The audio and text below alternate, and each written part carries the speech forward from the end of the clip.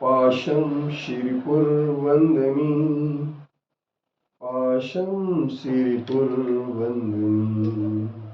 पत्रं यत्र विहायसि त्रिविपुले स्थातुं क्षणं न क्षमं तत्रास्ते गुणरत्नरोहणगिरि यो देवदेवो महान् चित्रं नात्र करोति कस्य मनसा दृष्टा पुरे श्रीपुरे सश्रीपाशुजिनेश्वरो विजयते दिग्वाससां शासनम् पत्र टिके न जहाँ अधर में गुण रत्नों का गिरिवर हो कितना विस्मय किसे नहीं हो चलो देख लो श्रीपुर को देवों के भी देव पार्श जिन अंतरिक्ष में शांत रहे युगों युगों तक दिगंबरों का जिन शासन जयवंत रहे युगों युगों तक दिगंबरों का जिन शासन जयवंत रहे। उपयोग जीव का लक्षण है। आचार्य उमा स्वामी जी ने अपने तत्व सूत्रों के ग्रंथ में दूसरे अध्याय के 8वें सूत्र में लिखा है उपयोगो लक्षण शब्द उद्धोष्ट चतुर्विधा। चतुर्विधा है अर्थात उपयोग ही जीव का लक्षण। लेकिन इस उपयोग शब्द के लिए लोग अलग अलग अर्थ में लेना चाहते हैं। तो जीवो उमोग मऊ अमुक्तिकर्ता सदेह परिमाणो भूता संसारत्व सिद्धो सुविश्वसो तक के जीवत्व, उपयोगत्व, अमूर्तत्व और इसके साथ साथ जीवो उमो अमुक्ति कर्ता भोक्ता और स्वदेह प्रमाण।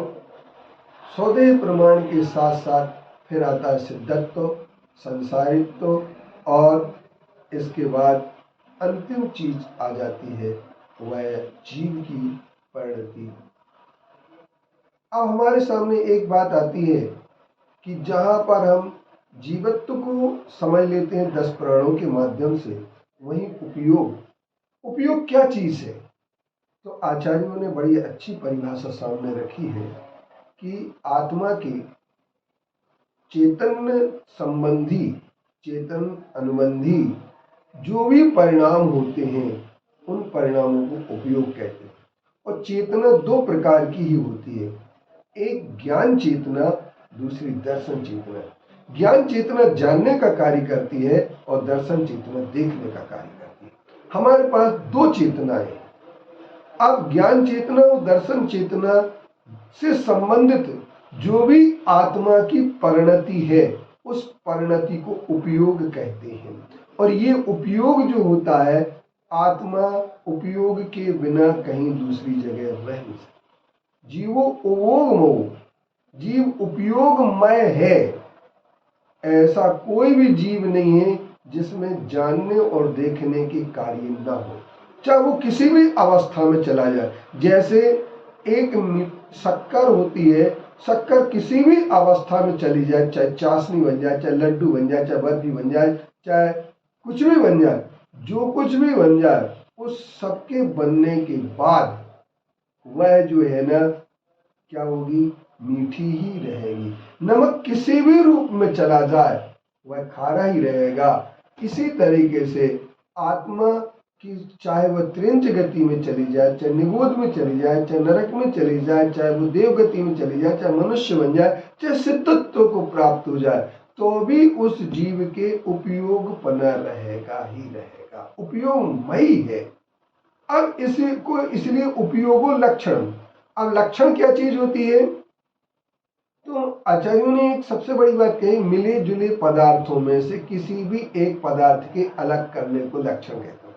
अब आप इस बात के लिए समझने का प्रयास करिए कि जैसे कभी महिलाएं आहार देने जाती हैं और उनकी कटोरी किसी के बर्तन में मिल जाती है, तो वो अपनी कटोरी की ऐसी पहचान ढूंढती हैं जो दूसरी कटोरी में ना पाई जाए, और ऐसी पहचान ढूंढते हैं जो अपनी कटोरी में पूर्ण रूपेण हो।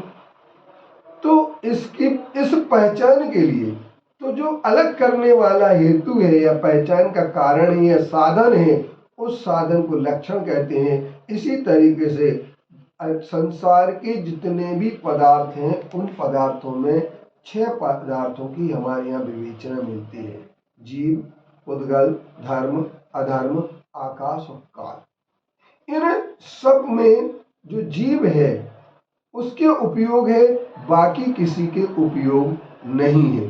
इसलिए जीव को उवोगमो, जीवो उवोगमो, जीव को उपयोगमय कहा गया है और यह पुद्गल में उपयोग नहीं होता है, जड़ पदार्थ में उपयोग नहीं होता है। तो जब जड़ पदार्थ में उपयोग नहीं होता तो सुख भी नहीं होता, जब सुख नहीं होता है तो उससे सुख की प्राप्ति भी नहीं होती है। और पुद्गल से सुख प्राप्ति का जो हमने भ्रम पाल रखा है उसका कारण यही है, जैसे रेत में कभी तेल नहीं होता है, कितना भी कोई रेत को पेल दे तो तेल नहीं निकलेगा।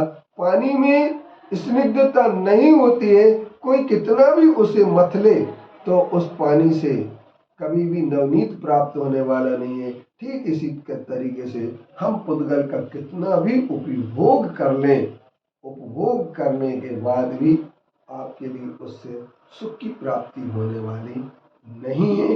अतः जो कुछ भी आप भ्रम कर रहे हैं, जैसे कुत्ता एक हड्डी को चबाने के बाद यह सोचता है हड्डी में से खून निकल रहा है, ठीक इसी तरीके से अज्ञानी जीव यह समझते हैं कि पुद्गल से सुख की प्राप्ति हो रही है।